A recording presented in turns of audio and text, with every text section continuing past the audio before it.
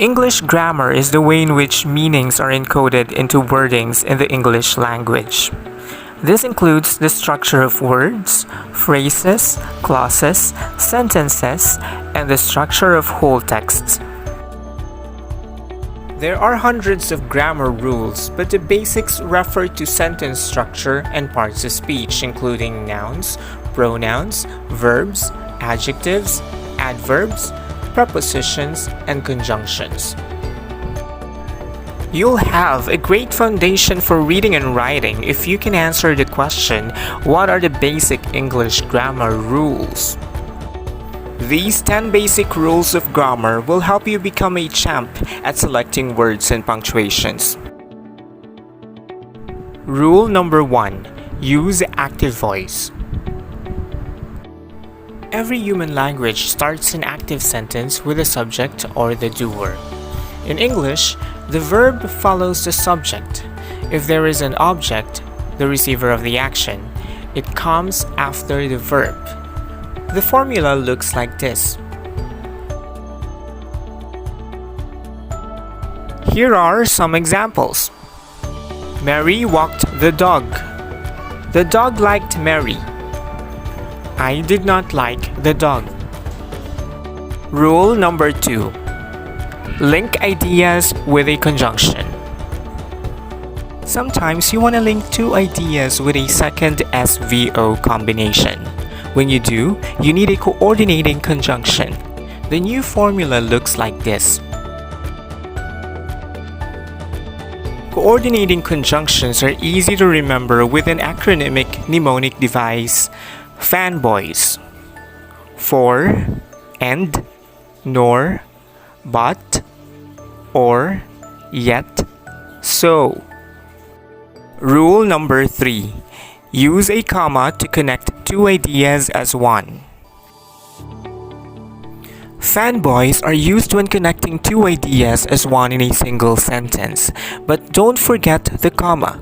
For example, I do not walk Mary's dog, nor do I wash him. Mary fed her dog and I drank tea. Mary feeds and walks her dog every day, but the dog is still hyperactive. Rule number 4. Use the semicolon to join two ideas.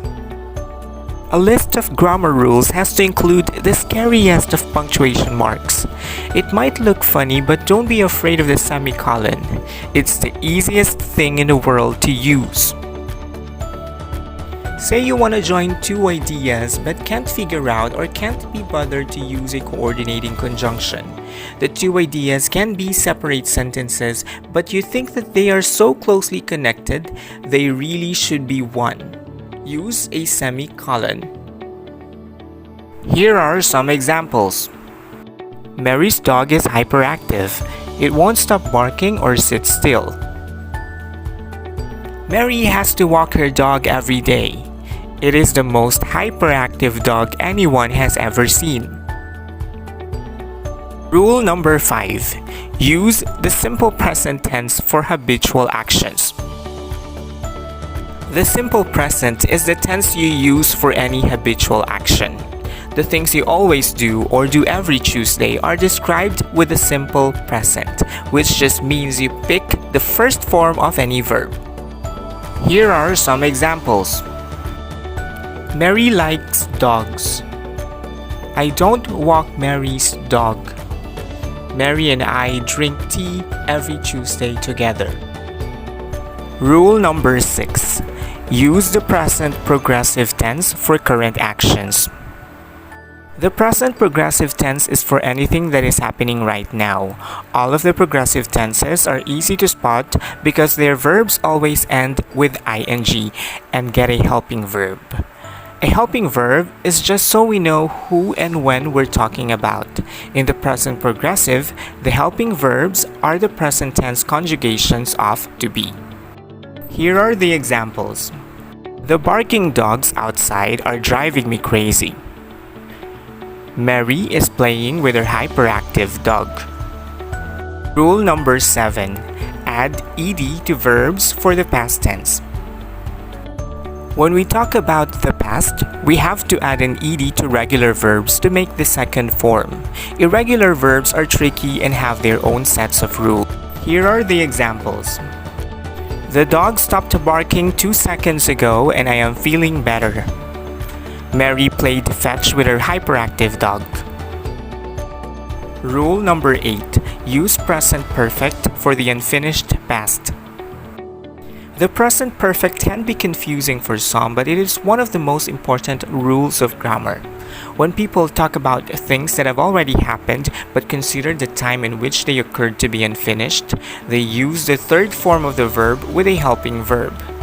The helping verb for the present perfect is the present tense conjugation of to have. Here are the examples. Mary's hyperactive dog has bitten me 3 times so far. Mary has walked her hyperactive dog 100 times this week. Rule number 9. Use present perfect progressive for unfinished action and past. When the action as well as the time is considered unfinished, the verb loads up on third form helping verbs to be and to have and changes to the progressive form. Here are the examples. I have been drinking tea all day. Mary's dog has been barking like crazy since it was born. Rule number 10. Use past perfect for the first of 2 past actions. When 2 things happen in the past, we have to mark which one happened first. The one that happened first changes to third form and gets the helping verb had. Here are the examples. I had not eaten breakfast when Mary walked her dog. He could not pay for lunch because he had lost his wallet. Understanding and consistently following the basic English grammar rules will help you speak and write English correctly and with minimal hesitation.